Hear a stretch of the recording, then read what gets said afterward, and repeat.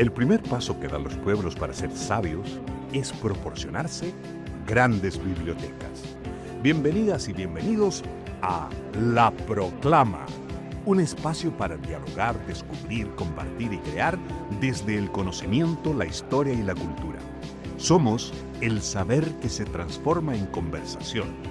Desde la Biblioteca Nacional, la memoria colectiva de nuestra nación, te invitamos a escuchar a los protagonistas que nos cuentan el presente y el pasado con una mirada única. Esto es La Proclama en Radio UNIAC, con María José Cuello y Juan Pablo Rojas. Les damos la más cordial bienvenida al capítulo 11 de La Proclama, el programa de radio de la Biblioteca Nacional de Chile. Mi nombre es María José Cuello, funcionaria y amante de la Biblioteca Nacional, y como siempre estoy con mi compañero Juan Pablo Rojas. ¿Cómo estás, José? Muy bien, ¿y tú? Bien, excelente. Entramos a nuestra segunda decena de programas. ¡Wow! Oye, hoy día, 28 de julio. Sí, 28 de julio. Día Nacional del Perú. No sabía, no, mira, pero felicidades a todas las personas que nos escuchan desde Perú. A todos nuestros hermanos peruanos. Hace poco estuve en Lima. Qué suerte. Qué bonito. Qué Una rico. de las cosas que siempre me ha llamado la atención es cómo cuidan su patrimonio los peruanos. Tal cual, sí. Además, cuando uno empieza a pensar en historia, y además ellos piensan en historia anterior a la llegada de los españoles, Claro. hay ahí todo un tema muy interesante. Ellos fueron un imperio. Exactamente. Oye, hoy día un programa extraordinario, como siempre. Tal cual. ¿Y sabes por qué extraordinario? ¿Por qué? Porque tenemos buenísimos invitados. Pero eso no es extraordinario. Tienes razón. Nuestra cotidianidad es eso. Vamos a ponernos en modo Día de la Fotografía y Mes de la Fotografía. Ujú. ¿Te imaginas qué resulta de la combinación de un libro y fotografías biográficas? Wow. Vamos a conversar sobre un maravilloso proceso creativo que ocurrió durante las últimas semanas en la Biblioteca Nacional. Además vamos a seguir de fiesta porque julio es el mes del bibliotecario y bibliotecaria. Hoy nos vamos a adentrar en el extraordinario mundo de la sección chilena, lugar donde encontramos todos los libros impresos en nuestro país, de todos los temas y de todos los autores y autoras. Un mundo fascinante, un lugar clave para nuestra memoria. Bueno, entremos en materia. Por favor. Manos a la obra. Sí, quiero mucho presentar a la siguiente invitada. El 19 de agosto celebramos nuestro aniversario de la Biblioteca Nacional. Pero eso no es todo, porque también ese es el Día Internacional de la Fotografía. ¿Coincidencia? No lo creo. Y de hecho nuestra próxima invitada junta, encarna ambas cosas, los libros, la fotografía y también un proyecto de la Biblioteca Nacional. Macarena Quesada Bilbao es fotógrafa, artista visual, diseñadora teatral, entre otras muchas cosas. Ha realizado clases de fotografía análoga y química en pregrado y magíster e informalmente talleres de técnicas experimentales de fotografía. Ha trabajado también en investigación fotográfica, montajes en el espacio público y fotolibros. Otro oficio que ha desarrollado durante años es el diseño teatral, en el que ha diseñado y realizado vestuario, escenografía, utilería e iluminación para diversos montajes. En este último tiempo, como si fuera poco, ha ilustrado proyectos personales y de terceros. No solo eso, es autora de 3 publicaciones: Interrupción en la Araucanía, Registro Estenopeico de un Eclipse, Tinta y Rabia y Tiempo de Princesas. Pero además, la semana pasada culminó un proyecto realizado en la Biblioteca Nacional que se tituló Club de Fotolibros para Personas Mayores. Bienvenida, Macarena. Oye, gran presentación. Oye, qué gusto tenerte aquí. Gracias a ustedes. Sí, bueno, estamos iniciando, vamos a iniciar el mes de la fotografía, así que queríamos iniciarlo con alguien que en forma potente se haya vinculado con este maravilloso arte. Y además, Maca, tuviste hace muy poco una experiencia inédita en la Biblioteca Nacional. Cuéntanos cómo nace esta idea de hacer un club de fotolibro Para el adulto mayor. para el adulto mayor. Entonces Sí. tiene características bien interesantes. Sí, algo de esto que yo nunca había hecho. Creo Mira. que he dado talleres y he hecho clases a todas las edades. De hecho, mi hija Martina, que tiene 8 años en este momento, desde que empezó a ir al jardín, yo iba y siempre terminaba dando un taller en el jardín, en el colegio, etcétera. Bueno, más el magíster, pregrado, pero nunca le había hecho a adultos mayores y es increíble. ¿Por qué? ¿Qué características tiene ¿Qué características ese público tienen? nuevo? es intenso, es puntual. No se dan por vencidos con nada. Es una cosa impresionante. Así es que, nada, tienen demasiada energía y muchas historias que contar, y es perfecto para vincular el fotolibro, el álbum, la memoria, las fotos. ¿Cuál era la premisa del taller? ¿Qué eran los objetivos? ¿Qué se buscaba? Mira, la premisa, bueno, esto parte, primero pongámoslo en contexto. Sí. Mes de la fotografía, se hace el Festival Internacional de Fotolibros, Santiago Foto, que empieza el 31 de julio, termina el 3 de agosto, en el Centro Cultural Palacio de la Moneda. Esto es una instancia que la realiza la FLAT, que es una librería especializada en fotolibros latinoamericano. Y bueno, su director Javier Godoy, junto con su equipo, me tocó a mí trabajar con la Camila Bacarat, la productora, y Aurora Rojas, que se encargó del registro. Postularon un proyecto Fondart y salió esta idea de este club de fotolibros para el adulto mayor. Y el foco no estaba puesto en este mundo de encuadernar, sino que tenía más que ver con esta reflexión en relación a la memoria. Y fue muy bonito porque en el fondo, bueno, igual terminaron haciendo libros, ¿no es cierto? Pero habían muchas cosas muy difíciles, por ejemplo el tema de buscar los archivos. Claro. Porque ellos tenían que buscar entre sus propias fotos como para reconstruir una historia. Entre sus propias fotos, sí. Me gustaría de repente contar un poco la cronología de este proyecto, porque como dice la Maca, todo era en pos de terminar para Santiago Foto, que se lleva a cabo esta semana. La inauguración es el próximo jueves 31, ¿cierto? Sin embargo, este proceso empezó en mayo. En mayo. Ha sido, la verdad es que bastantes semanas. Y también quiero que cuentes un poquito, Maca, sobre más o menos la edad de estas personas, porque uno habla de como personas mayores, no sé, mucha gente es mayor que yo. Yo casi ya soy un adulto mayor. Sí, claro. ¿En serio? No se te nota. No sé cuándo uno empieza a ser adulto mayor, pero legalmente tiene que haber una edad, pero una edad. Más allá de eso. Mira, yo estaban como entre los 60 y los 80 y algo. De hecho, Luz estuvo de cumpleaños, ¿te acuerdas? La primera sesión, la segunda. Cumplió 80, 81. Así es que era bien, claro, adulto mayor, donde te encontrabas con todo, ¿no? Como personas que son súper joviales, bueno, todas muy joviales igual, pero personas con más dificultades que otras, etcétera. Ya, y entonces ellos tenían que buscar entre sus propios álbumes familiares, fotos que les permitieran contar un relato. Sí, mira, partió la primera clase, bueno, fue muy bonito porque aprovechando, ¿no? Que estábamos en la biblioteca. Algo que no habíamos pensado en un inicio, pero que vimos que se da la oportunidad, es que la Bianca Ortubia con la Alita, que son del Archivo Fotográfico y Audiovisual, nos hicieron una clase magistral de álbum familiar y mostraron los álbumes. De la colección, además, del Archivo Fotográfico y Audiovisual. Exacto. Entonces ahí observamos cosas que nunca habían visto y que la verdad el común de las personas no tienen acceso a eso, ¿no? O no saben siquiera que pueden ir y pedir un libro y verlo. Entonces, eso es como más el mundo de los investigadores. Claro. Entonces, bueno, vieron álbumes como el de Chilectra en ese tiempo, que está hecho en cianotipo.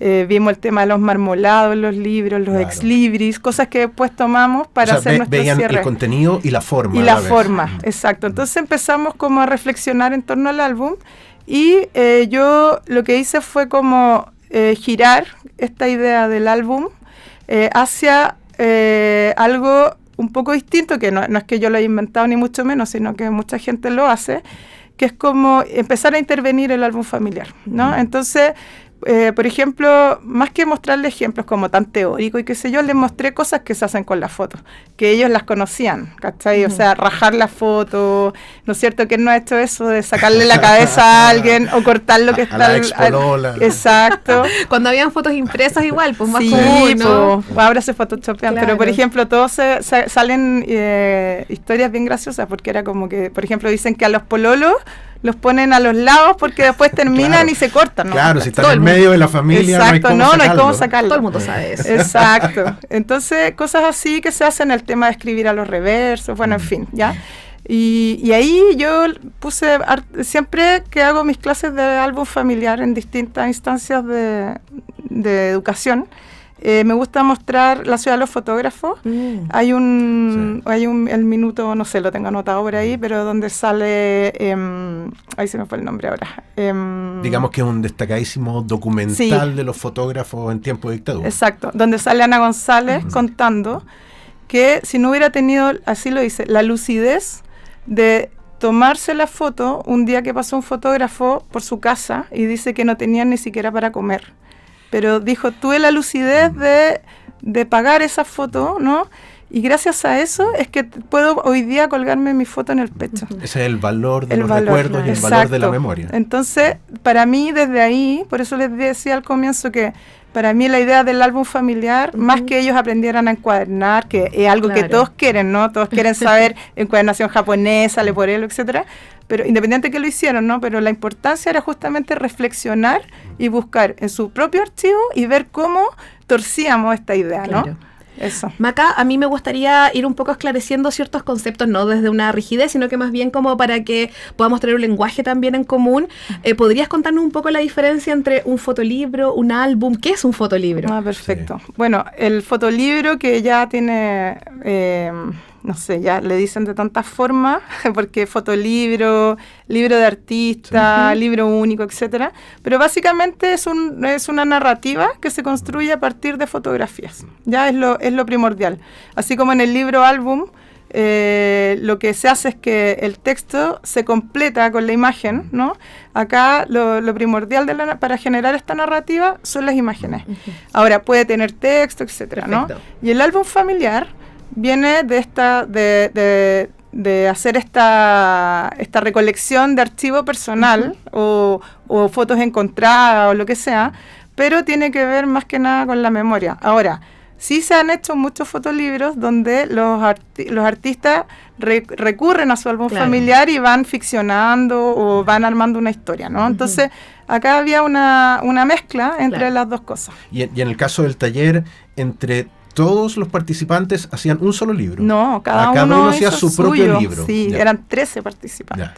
Sí. ¿Podemos contar un poco de ese proceso? Porque como tú decías, había una etapa de conversación, obviamente también de manejar ciertos conceptos, también conocer ciertas expectativas, porque ellos obviamente también iban como medios como sabiendo algo, pero no sabiéndolo todo. Exacto, sí, porque también era como, tienen sus limitaciones, ¿no? Está el tema de dónde saco las fotos. Claro. A veces, pucha, no sé, fue bonito porque empezaron a llamar a familiares, o cachaban que tenían fotos impresas, otros tenían unas en el celular, me mandaban por WhatsApp. Por eso te digo que en el fondo la importancia de como que los libros no terminaron con una foto así 3D, sino que como que eso también es parte de la materialidad, ¿no? Se me fue la pregunta. ¿Qué me preguntaste? ¿Cómo había sido el proceso con cada una de las personas? Porque habíamos conversado también que está esta como presentación del tema, por decirlo así, pero ya después, claro, viene como toda esta cosa más de rastreo. Si bien, y también quiero que hablemos un poquito de eso, había un horario y un día para el taller. La Maca tuvo un grupo de WhatsApp que funcionó 24/7. 24/7, sí. Era los miércoles a las 10 de la mañana. Bueno, originalmente era de 10:30 a 12:30. Y lo extendimos de 10 a 1. Se les hizo poco el tiempo. Es que se nos hizo poco y hicimos como 2 o 3 clases más porque la verdad es que es demasiado meterse en un archivo, ¿no? Mucho y va generando como un movimiento interno fuerte. O sea... Van surgiendo cosas inesperadas. Van surgiendo cosas, me contaban, bueno, su historia, obviamente, que, pucha, algunos se la lloraban toda, o no sé, como que de todo, ¿no? Meterse en el archivo. Sí, una cosa como telúrica, además, porque además no solamente es rastrear el archivo, conocerlo, conversarlo, exponerlo, sino que además a partir de ahí crear algo. O sea, era un proceso súper largo, en verdad. Súper largo porque, claro, por ejemplo, primero vimos las ideas, ¿no? ¿Qué querían trabajar de su archivo? Después vimos cómo podíamos meternos en un hilo, porque, claro, el archivo completo era imposible. Entonces, así empezaron a salir cosas. Por ejemplo, te puedo contar de mis 13 estudiantes. Por favor. La Rosita Peñalosa. Ella trabajó... tenía 2 hijos y uno falleció. Entonces hizo un libro para cada uno. Entonces hizo una recopilación increíble y bueno, nosotros ahí yo la acompañé como un poco en la narrativa y cómo ver el tema de las materialidades, ¿no? Selima, que ella decía que después de divorciarse se encontró con la persona que realmente es, y su libro es como toda su búsqueda, su estudio, no sé, como el tema del tarot, no sé, muchas cosas, como teología, metida en miles de temas y sale feliz con sus perros, como que encontró la libertad, ¿no? Y habla de aquello, y escriben, dibujan encima, etcétera. Después está Luisa, que también falleció un hijo, y ella le dedica el libro a su hijo, y entre las cosas que me contaba era que conoció a su hijo en el funeral, porque en el fondo todas las personas que hablaron se encontró con eso que no conocía de su hijo. Entonces como se me paran los pelos, así, es muy fuerte. Da la sensación de que el proceso tiene algo de terapéutico. Totalmente. Bueno, está la otra Rosita, que ella es mapuche y armó la historia de una pangui, ¿ya? De una puma. Wow. Y cuenta su historia un poco y arma una especie de diccionario en mapudungún, donde va mostrando muy simple, como en 10 fotos, cosas que tienen que ver con la cultura. Perdón ahí, sí. Perdón que me meta, pero sí, conozco además el proceso, entonces como que ese particularmente es hermoso, maravilloso, porque todos son muy maravillosos, pero traspasa lo de lo bidimensional e incluye tejidos, incluye unos piñones, bordó las fotos, alucinante. Sí. Claro, y yo que no conozco el proceso, que no estuve ahí, pero al escucharla me da la impresión de que este producto final que logró cada uno de los participantes es algo súper atractivo. Sí. Y siendo algo personal, también es algo digno de verse. O sea, a mí me dan ganas de revisar esas historias a través de estos objetos. ¿Va a existir esa posibilidad, no? Sí, mira, de hecho, ahí es súper importante el tema del registro que hizo Aurora, porque lo grabó como dando vuelta a las hojas del árbol, como del álbum, para que se vea, porque en realidad van a estar montados en vitrina. Pero yo creo que quizás se dé la instancia de que yo esté en Santiago Foto ahí en algún momento, mostrando los libros. Ya, pero entonces digámoslo que van a estar ahí. Sí, en van a estar ahí. Foto. Antes de continuar, Maca, para que nos termines de contar un poco el proyecto de cada uno, de todas maneras les dejamos súper invitados, porque la inauguración de este momento es el sábado 2 de agosto a las 15 horas en Santiago Foto. Sí, ahí va a ser. Así que ahí pueden ver todo. Ya, imperdible estar ahí, porque con este adelanto que hemos escuchado surgen las ganas de acercarse a ese proyecto. No sé si tal vez los propios autores van a estar ahí para conversar con ellos. Sí, totalmente. Sí. Contémoslo. Mira, bueno, está Anita, que es muy linda su historia porque ella siempre ha querido viajar y su marido tiene un tema con los aviones. Entonces no sabía qué hacer y yo le decía, bueno, hablemos de eso, pues de la imposibilidad. Entonces lo que hizo fue buscar fotos de ella, y las empezó a mezclar con fotos como de internet, ponte tú. De distintas partes del mundo. De distintas partes y cosas que le encantaría conocer, obviamente la Torre Eiffel, etcétera, ¿no? Entonces ficcionó algo irreal, y me decía que su marido, al verla haciendo este proyecto, ya como que parece que le está picando el bichito y quizás ceda. Yo le decía, dele una prazolana y viaje. Súbalo al avión. Claro, no es tan difícil, ahí está la solución. Ahí está. Bueno, después está Delia, que cuenta la historia de su familia a partir de las mujeres de su familia. Ese es como su tema. Está Luz, que es nuestra abuelita estrella. Luz, ella es adoptada. Wow. Puedo contar el título del libro de ella, que encuentro que es alucinante. Se llama ¿Qué hacemos con esta niñita? ¿Qué hacemos con esta niñita? Buenísimo. Ella es adoptada y cuenta, un poquito la historia desde ahí, y arma un árbol genealógico. Muy bonito también su proyecto. Está Javiera, que es alucinante, ella es un torbellino. Y ella está estudiando un diplomado que tiene que ver con cómo, no me acuerdo el nombre, pero era como cómo estar mejor en la tercera edad, ¿no? Y que tiene que ver con la alimentación, etcétera. Entonces su libro es un libro de recetas, alucinante. y pan masa madre y cosas así, pero increíble. Que le puede servir a otros Sí, también. total, sí, ella escribió a mano todo. Una caligrafía una locura, preciosa. una locura. Sí. Bueno, don Miguel, Sí. adorable, que él llegó con una idea y la armó hasta el final, que era un libro que yo no lo sé hacer en realidad, que no sé, como con unas cintas como que se mueve, es como un juguete. Ya. Se despliega. Y él se hizo un libro con puras imágenes de él, de sus viajes. Ya. Y se cuestionaba si era como muy egocéntrico, Ajá, autorreferente. Y yo le decía que no, que era su álbum y que, bueno, es lindo también tener tantas fotos que sacamos a veces de los viajes. Tiene que ver con eso también, Exacto, con uno mismo repasar su vida. Tal Total. cual. Sí. Y cuántas fotos quedan ahí en el celular y uno no las imprime nunca, además, Sí. ¿cachai? Y perdón, ¿y él mismo conocía esa técnica? El para- mismo. Ya, Sí, interesante, y bueno, y para- después me preguntaba, yo les llevé muestras para que vieran distintos libros y le gustó uno que llevé que se llama Estrella, que es como una cosa que uno abre, y quiso aprender. Entonces, como terminó antes, ponte tú, yo a él le enseñé a hacer ese y así. Y bueno, queda Julio, que hizo un libro alucinante, que ustedes que son del mundo de la radio, A ti sí, te encantaría. él vincula su vida con letras de canciones. Oh. Pero espérate, que le agrega en Spotify. Y tú escaneas y Los vas a la códigos. canción. No, qué fantástico. Y además su libro se llama como Doble Vida, creo, o Vida Circular. Ajá. Y el libro se da vuelta. O sea, tú partes, llegas a un centro y entiendes que tienes que girar el libro. Ya. ¿No? Entonces, ¿Es como un disco? conceptual total. Sí, lado A, lado B, Claro, no sé, una claro. cosa muy conceptual.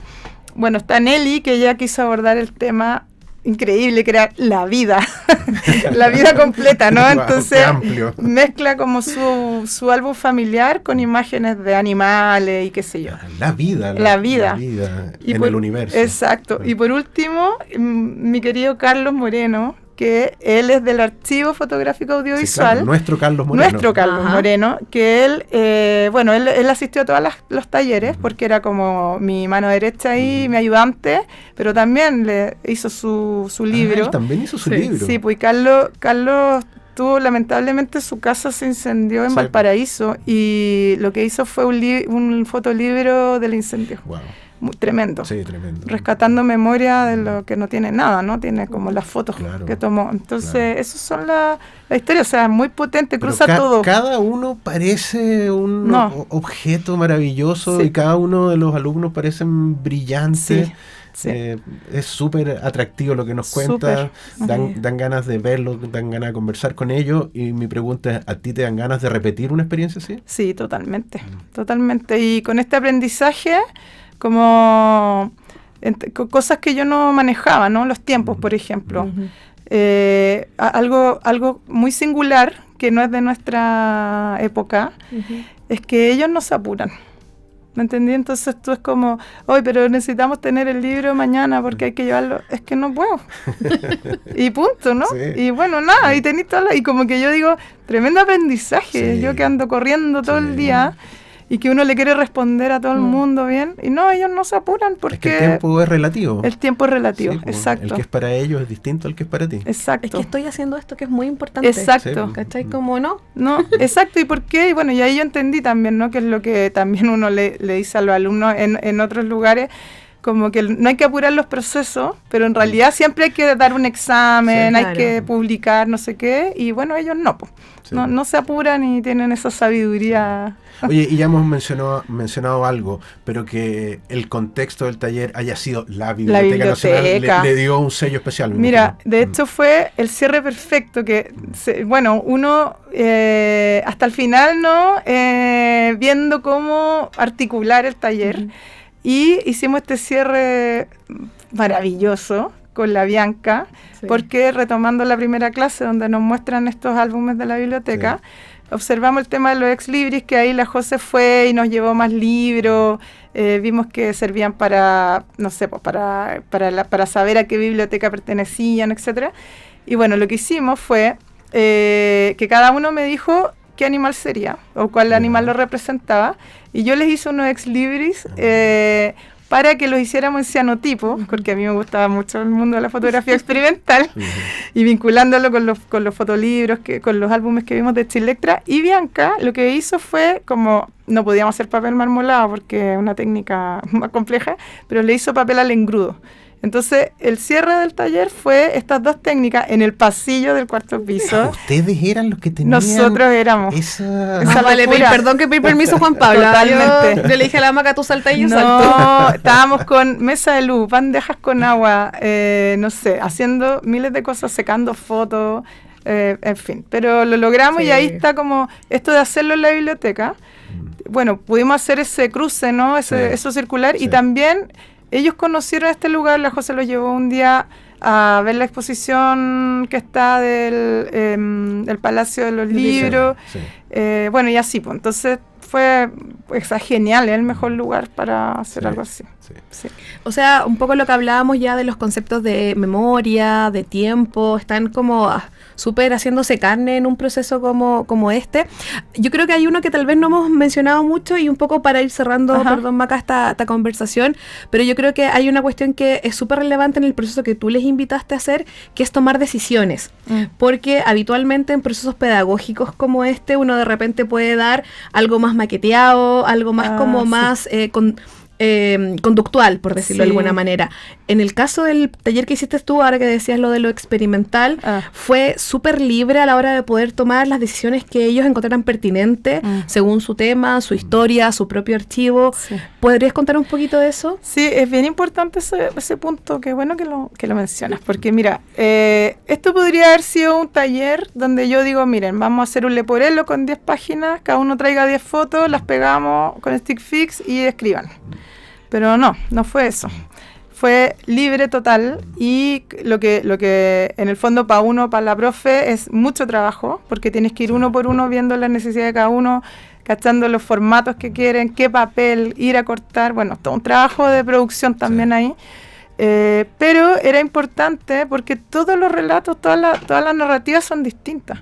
Entonces, claro, el que hizo el leporello tiene que ver con una narrativa también y no le pega necesariamente la costura japonesa, por decirte algo, ¿no es cierto? Entonces, para mí era muy importante. Hay algunos que tenían 10 fotos y otros que tenían, no sé, 40, ¿me entiendes? Y bueno, cada uno con lo suyo al final, pero lo importante era que investigaran, ¿no? Y tiene que haber una coherencia entre lo emocional y lo material. Exacto, y por eso hubo cruces conceptuales, matéricos, de formato, o sea, de verdad, yo siento que fue muy completo y además que ellos tienen cada uno viene con su...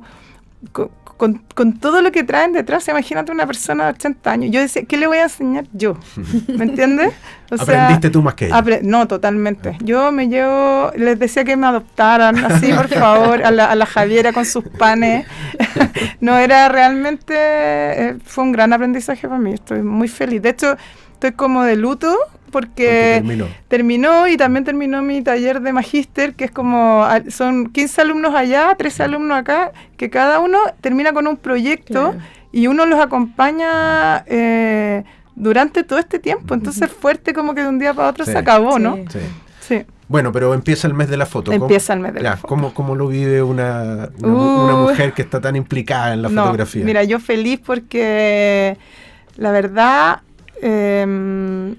es tan lindo ver cómo tantas personas nos dedicamos a esto de manera profesional, hijos del rigor total, ¿no? Lo que cuesta hacer un libro, desde las lucas hasta todo el tiempo que uno le dedica, y que gente viaje, que se generen instancias, que se generen concursos en relación a esto, talleres, conversatorios. Así que yo lo vivo con todo, con mis 3 libros, voy a estar ahí junto a La Luminosa, una editorial argentina de Buenos Aires que viene, con la Eugenia Rodeiro y la Julieta Escardó. Vamos a estar ahí y también, bueno, voy a estar lanzando, con esta exposición. Claro. Vamos a estar ahí en un conversatorio. Sí, vamos a ir un poco como ordenando las ideas para que la gente no se nos pierda. Sí.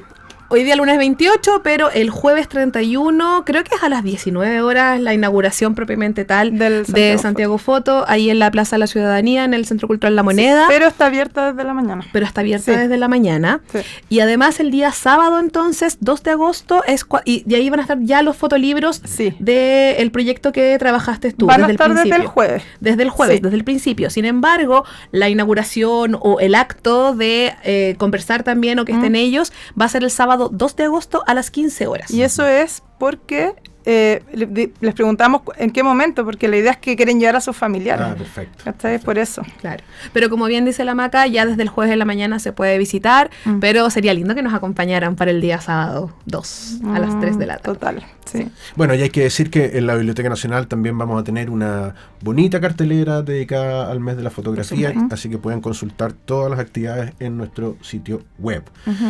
¿Tenemos que despedir a la Maca? Sí.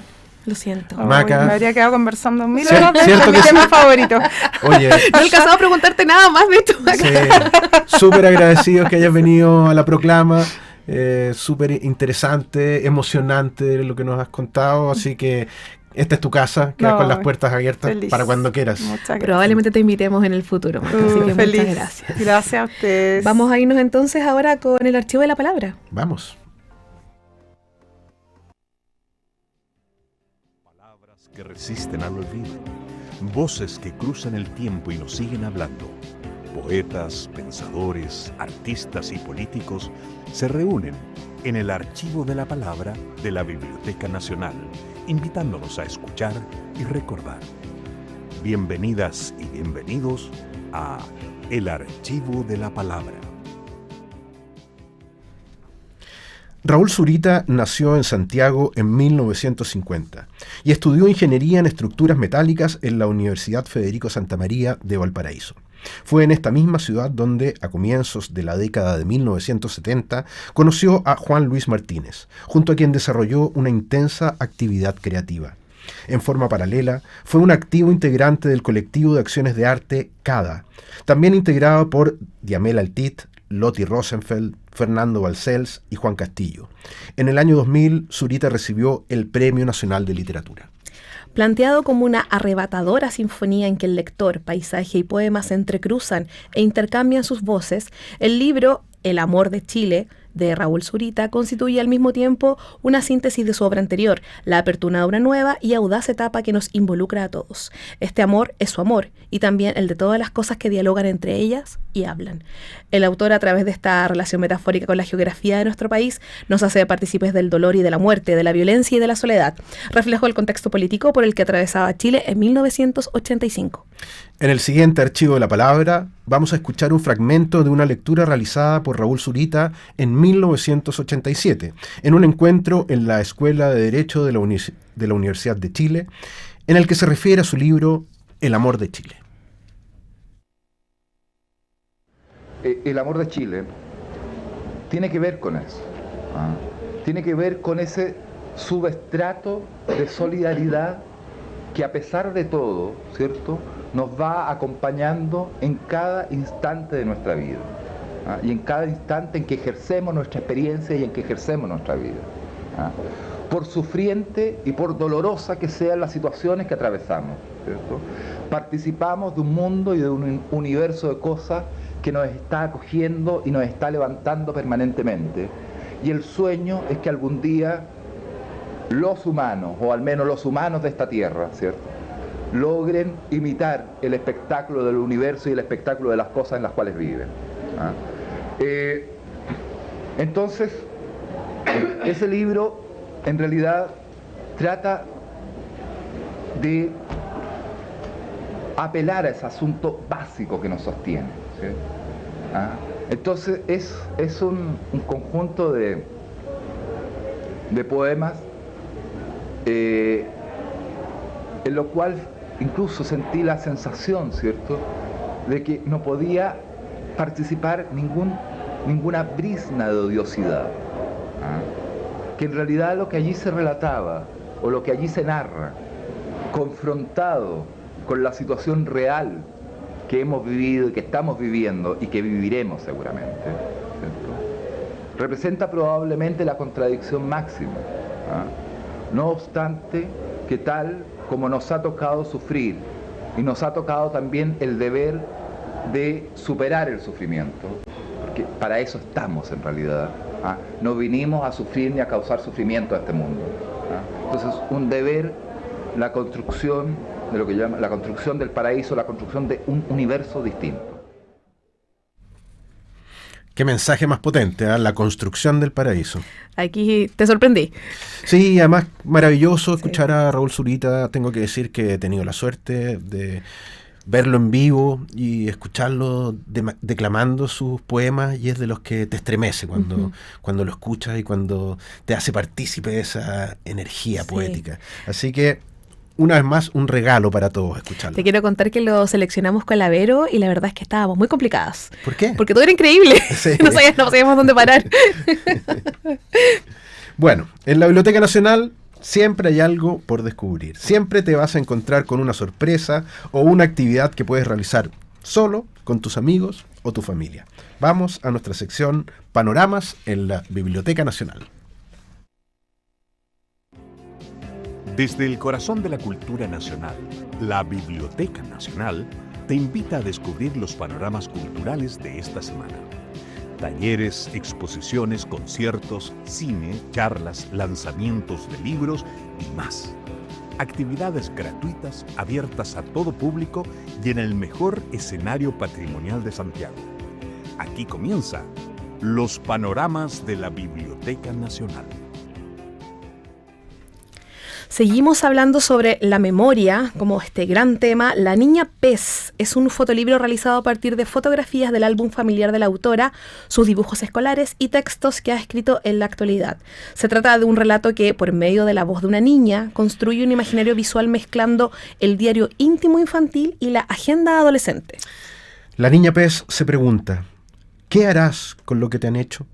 Y la primera respuesta es, contarlo, para por fin romper el hechizo y destruir el secreto. Y quizás así empezar a lograr que el miedo y la culpa cambien de lugar.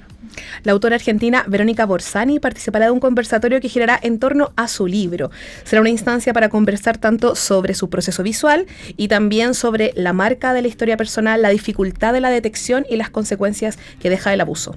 La cita es para el jueves 31 a las 16 horas en la Sala Ercilla, y luego de eso podemos irnos todos juntos a la inauguración de la 4ª versión del encuentro y feria dedicada a libros de fotografía y fotolibros en el Centro Cultural de La Moneda, como ya lo habíamos comentado con la Maca, nuestra primera invitada. De hecho, te quiero contar que en ese conversatorio va a estar, por supuesto, la autora Verónica Borsani, va a estar Claudio Aguilera, nuestro Claudio Aguilera, del Archivo de Gráfica Chilena, y la siguiente invitada, mira, Macarena, que la Maca no se ha querido ir,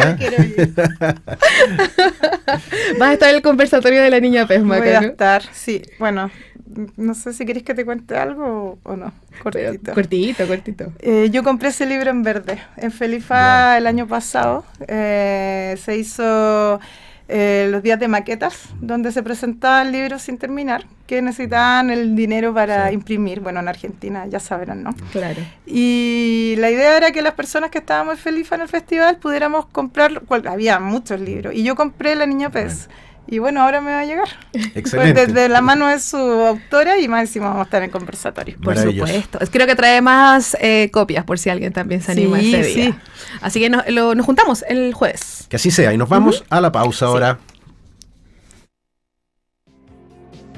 Te invito a hacer una pausa, pero no te vayas, que al regresar seguimos con más aquí, en La Proclama. No te lo pierdas.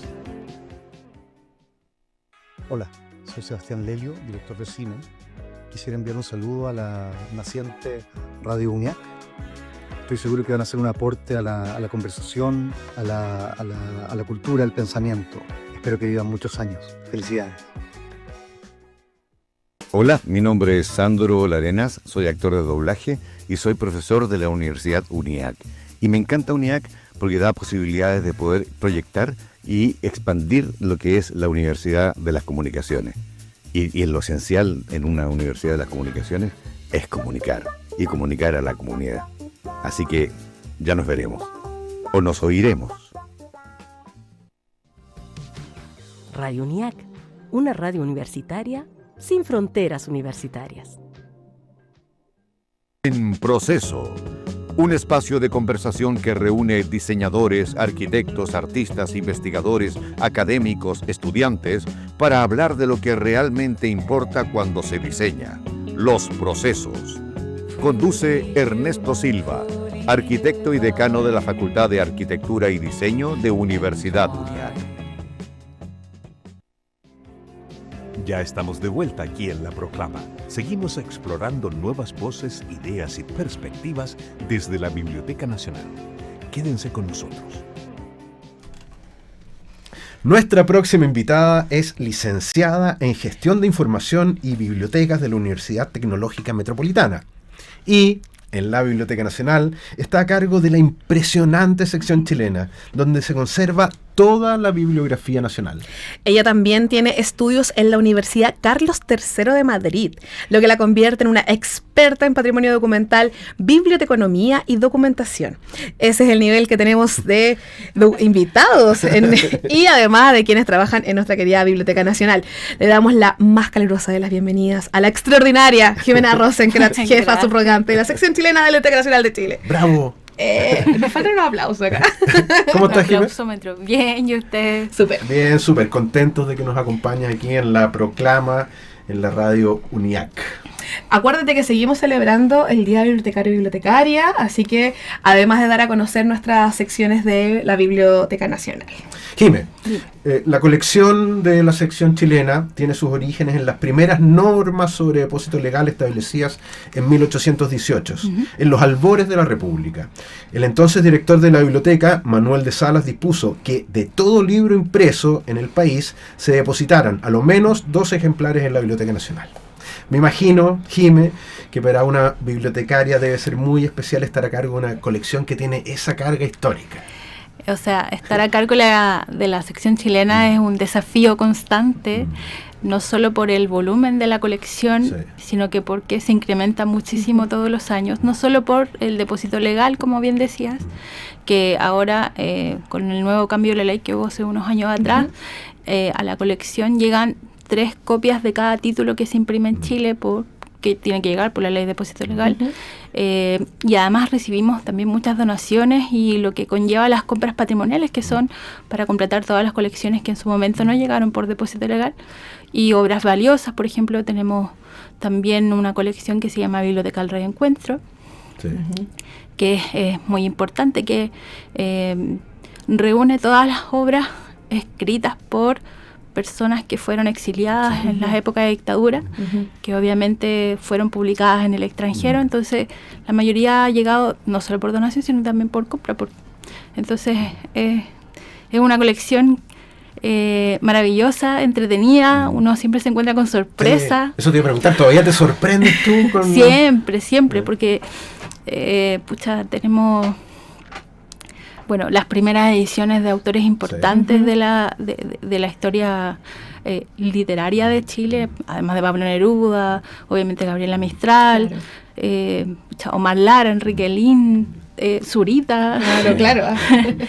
Y entre ellas muchas cosas. Por ejemplo, ahora la colección, yo la veo como una memoria colectiva que incluye todos los temas, por ejemplo, de tesis. Tenemos tesis de abogado, de química, tenemos folletos de obras de teatro, por ejemplo, tenemos agendas escolares, tenemos álbumes de láminas, que es el clásico. Recuerdo que hace unos años hicimos en el Día del Patrimonio como una encuesta, porque tuvimos en exposición las agendas, por ejemplo, la Pascualina y la Tutti Frutti. Fue como, ¿y usted cuál ocupaba? No, y ganó la Pascualina.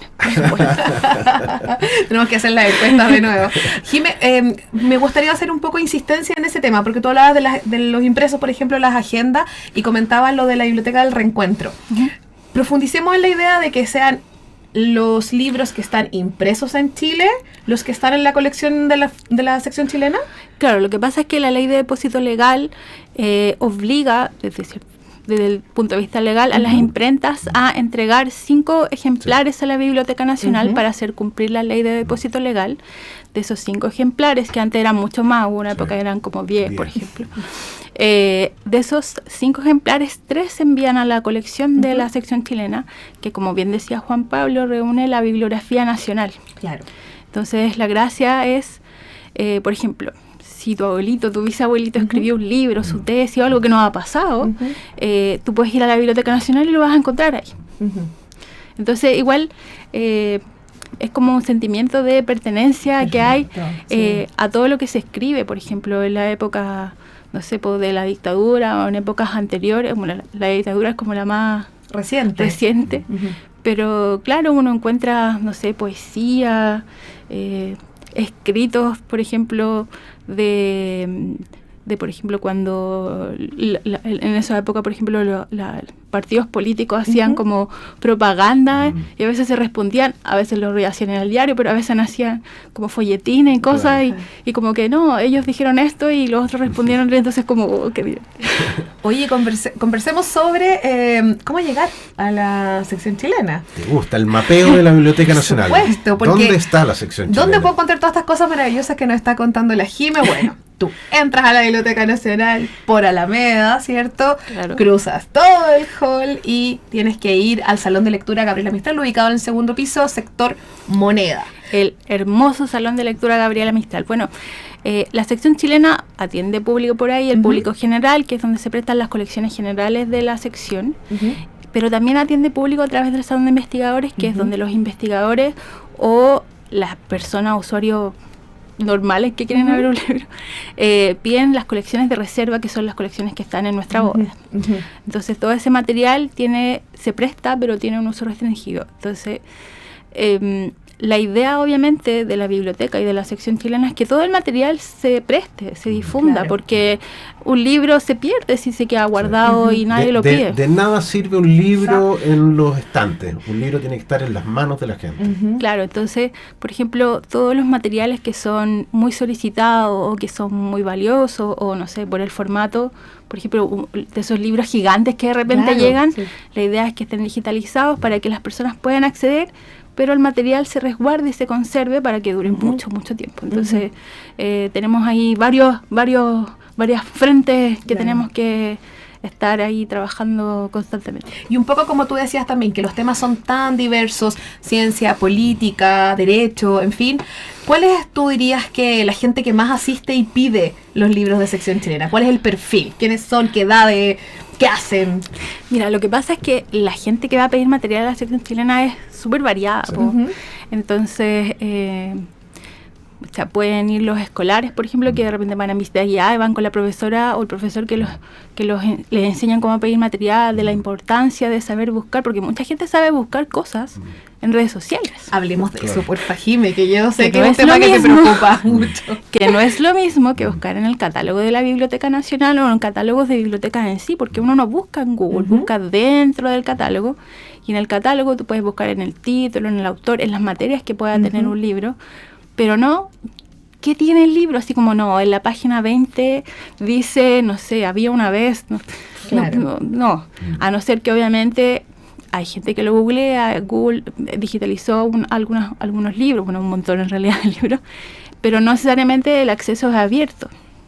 O sea, tú, por ejemplo, puedes buscar en qué página del libro dice tal palabra y ahí tú, por ejemplo, ir a buscar si el libro está en la biblioteca o revisar el catálogo y verificar que esté y poder ir a solicitarlo.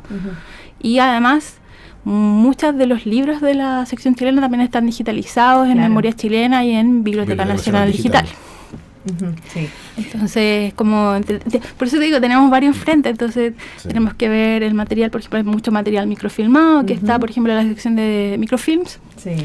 Entonces a veces pasa que el material microfilmado también está digitalizado, o a veces hay distintas ediciones de un libro.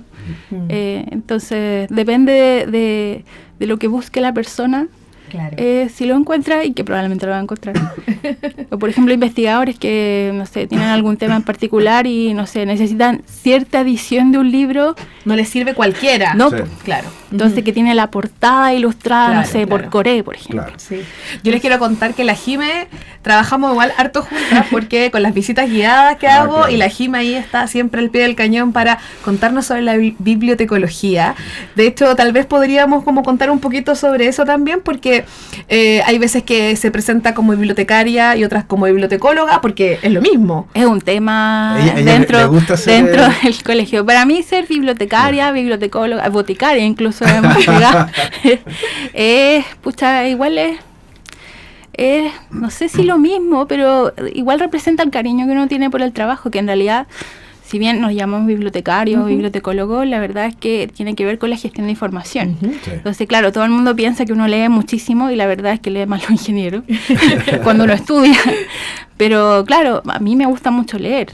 Parte de eso es porque estudié bibliotecología. Pero no necesariamente todos los bibliotecarios son grandes lectores. No necesariamente. Pero ojalá sí, sobre todo si uno atiende público, uno puede recomendar, estás leyendo, qué entretenido, puedes leer esto. Es deseable que sean lectores. Claro, es lo esperable de un bibliotecario pero no hemos leído todos los libros de la biblioteca. De hecho, a veces pasan por mis manos muchos libros, pero no siempre los leo. Claro. Me gustaría, pero no alcanzo. Más o menos, ¿cuántas personas trabajan actualmente en sección chilena? A ver, en la sección chilena somos cada vez menos. Mira, antes de la pandemia éramos, si mal no recuerdo, 11, ahora somos 8. Wow. Somos, hay 4 auxiliares que son quienes llevan los libros cuando los piden, los guardan, limpian los libros, mantienen como la limpieza de los fondos. Hay un administrativo, un técnico y un profesional de apoyo que es mi mano derecha. Pero en realidad somos todos un gran equipo y somos como una gran familia porque al final estamos todo el día juntos. Obvio. Sí. Oye, siempre para aclararle a nuestro público, porque tú dijiste que podían llegar a nuestro hermoso salón Gabriela Mistral a pedir sus libros, y yo recomiendo que lo visiten, aunque no vayan a leer, si están recorriendo el edificio y admirando su arquitectura, es un lugar imperdible porque es muy bello. Pero me parece que hay otra forma de pedir libros, que es entrar por Alameda y a mano izquierda inmediatamente está catálogo de información. Sí. Claro. Ahí también se pueden pedir los libros. Lo ideal es siempre que vayan primero al área de informaciones y catálogo porque los van a orientar sobre cómo se utiliza el catálogo. Ahora, obviamente si llegan directo al Salón Gabriela Mistral, los chicos también les van a explicar cómo funciona, pero lo ideal es siempre verificar, por ejemplo, que estén registrados, que tienen una cuenta activa. Los libros de la Biblioteca Nacional, al ser de una colección patrimonial, son solo para ver en la sala, que a veces la gente obviamente tiene ganas de llevárselos, pero no, hay que verlos ahí, por favor. Hay una sección de préstamo a domicilio, que son los libros que se pueden llevar a su casa, que no tiene costo. Claro. Y además pueden pedir los libros, como decía, en el Salón Gabriela Mistral, que está en el segundo piso del lado de Moneda, o inscribirse como socios investigadores e ir al segundo piso, pero del lado de Alameda, a la sala de investigadores. Entonces, como sección, además de prestar los libros a usuarios externos, también prestamos muchos libros a las secciones que son, por ejemplo, los investigadores del Centro Barro Arana o de Memoria Chilena. Los usuarios internos. La gente de extensión para las exposiciones entretenidas que se hacen ahí en la Biblioteca Nacional. Ahora, otra cosa que también siempre mencionaba en el Día del Patrimonio, que es cuando llegan al Día del Patrimonio a los depósitos, a los fondos, se sorprende porque en realidad es como una cuadra llena de libros. Pero contemos bien eso, porque nuestra biblioteca tiene una característica que los libros no están a la vista. Estantería cerrada. Estantería cerrada. Hay mucha gente que tiene esta imagen que ha visto en películas o en otras bibliotecas en Europa, que uno entra y están todos los libros a la vista y eso impresiona mucho. En cambio uno entra a nuestra biblioteca y en general no ve libros. Mira qué curioso. Yo que vi La Bella y la Bestia cuando chica, me decepcioné muchísimo. Más. Después tuve la suerte, justamente como les comentaba, de saber a dónde se iba esa persona que cuando yo le pedía en el mesón mi libro, desaparecía. Claro, porque nuestros libros están en depósitos, que por todo el perímetro, o al menos por el lado Miraflores y Maquiver, hay pasillos llenos de estanterías, creo que son 8 pisos. Claro, en total son 8 pisos, pero de los cuales, de esos 8 pisos, 3 enteritos son de la sección chilena. Son de la sección chilena. Y hay que decir que para el Día de los Patrimonios se abren estos depósitos, entonces la gente puede pasar y es uno de los lugares que más impresiona. Yo cada vez que paso, la verdad es que siempre me fascina, me encanta. Le pido permiso a la Jime, siempre vamos a pasar por ahí, entonces, solo porque me gusta mucho. Entonces yo he estado ahí y a la Jime le hacen varias preguntas típicas. Una, ¿cuántos libros hay en la Biblioteca Nacional? Siempre pregunto.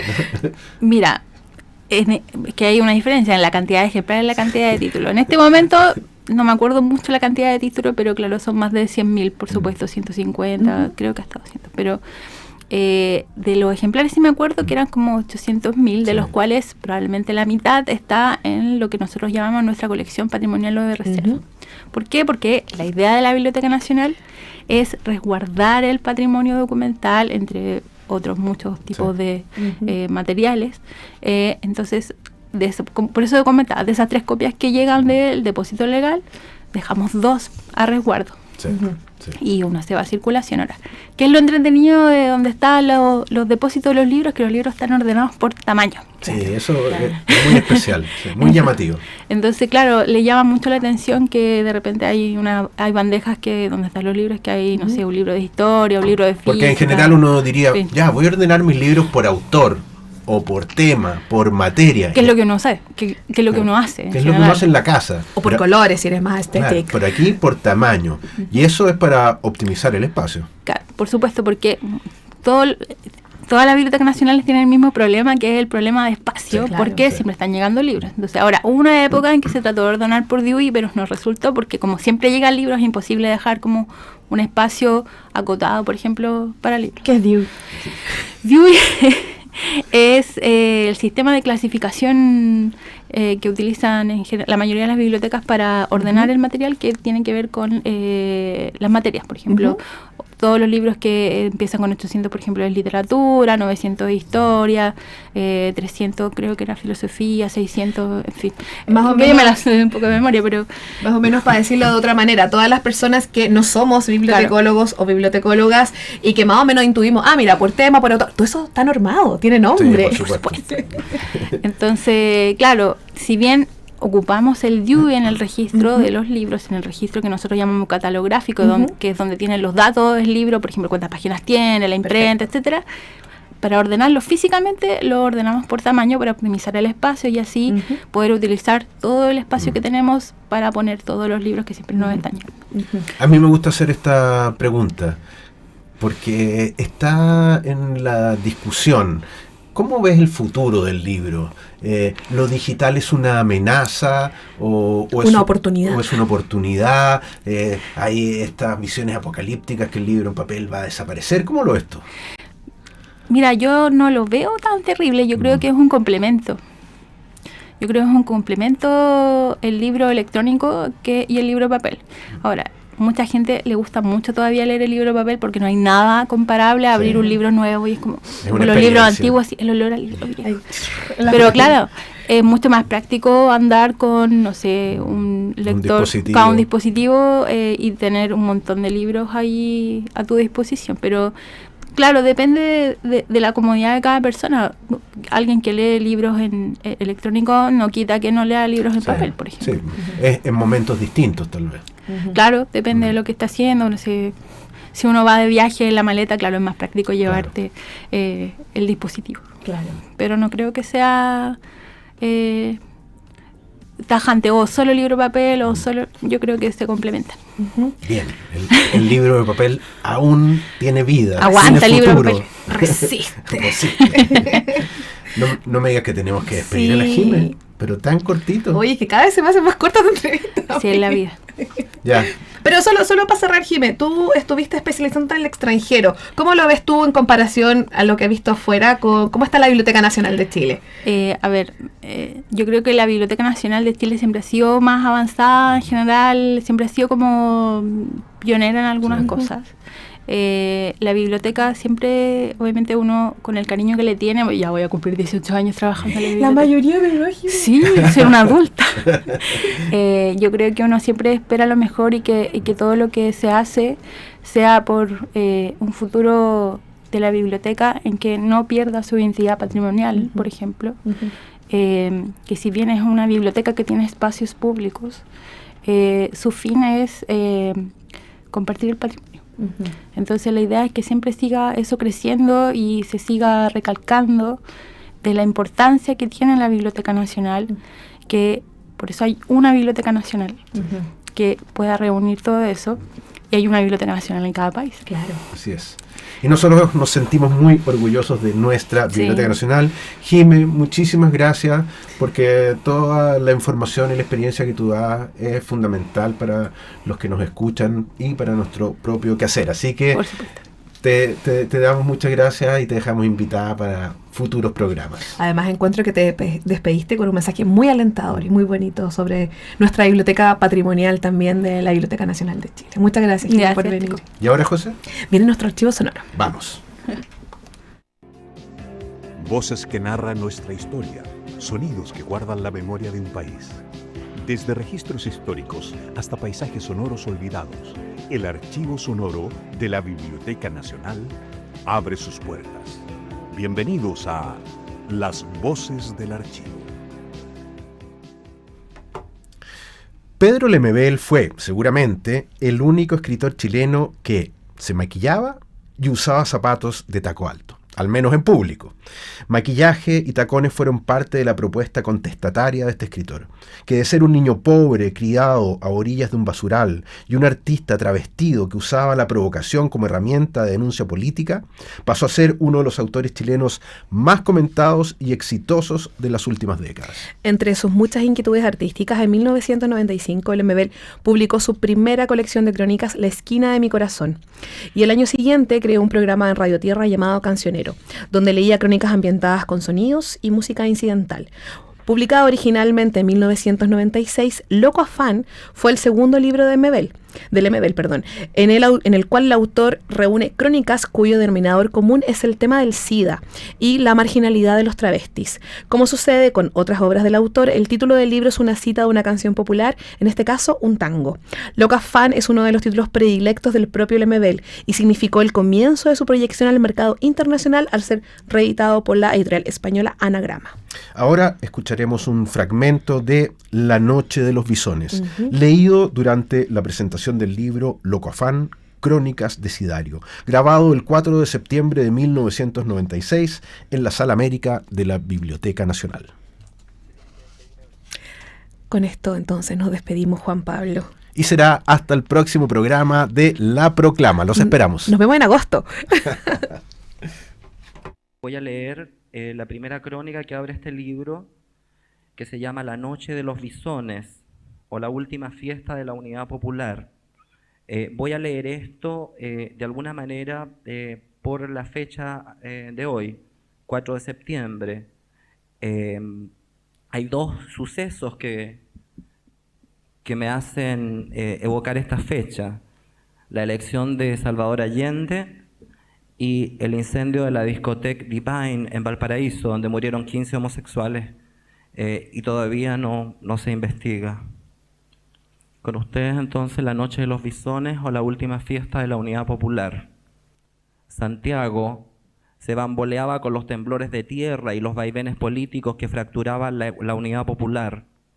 Por los aires un vaho negruzco traía olores de pólvora y sonajeras de ollas que golpeaban las señoras ricas a dúo con sus pulseras y alhajas, esas damas rubias que pedían a gritos un golpe de Estado que detuviera el escándalo bolchevique. Los obreros las miraban y se agarraban el bulto, ofreciéndoles sexo, riéndose a carcajadas, a todo viento libre que respiraban felices cuando hacían cola frente a la UNCTAD para almorzar. Algunas locas se paseaban entre ellos, simulando perder el vale de canje, buscándolo en sus bolsos artesanales hasta encontrarlo, con grititos de triunfo, con miradas lascivas que deslizaban por los cuerpos sudorosos, esos músculos proletarios en fila, esperando la bandeja del comedor popular, ese lejano diciembre de 1972. Todas éramos felices, hablando de música libre, el Lolo Mauricio y su boca aceituna, de su corte de pelo a lo Romeo, de sus jeans pata de elefante tan apretados, tan apegados a su ramillete de ilusiones.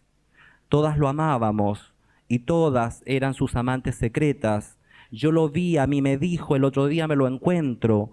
Se apresuraban a inventar historias con el príncipe mancebo de la TV, asegurando que también se le quemaba el arroz. Y una prometió llevarlo a la fiesta de Año Nuevo, a esa gran comilona que había prometido La Palma, esa loca rota que tiene puesto de pollos en La Vega, que quiere pasar por Regia e invitó a todo Santiago a su fiesta de fin de año. Y dijo que iba a matar 20 pavos para que las locas se hartaran y no salieran pelando. El primer paso que dan los pueblos para ser sabios es proporcionarse grandes bibliotecas. Esto fue La Proclama. Gracias por ser parte de esta conversación desde la Biblioteca Nacional, un espacio donde la historia y el pensamiento se encuentran para dar voz al presente. Te invitamos a seguir explorando, reflexionando y construyendo. Nos escuchamos pronto aquí en Radio UNIAC.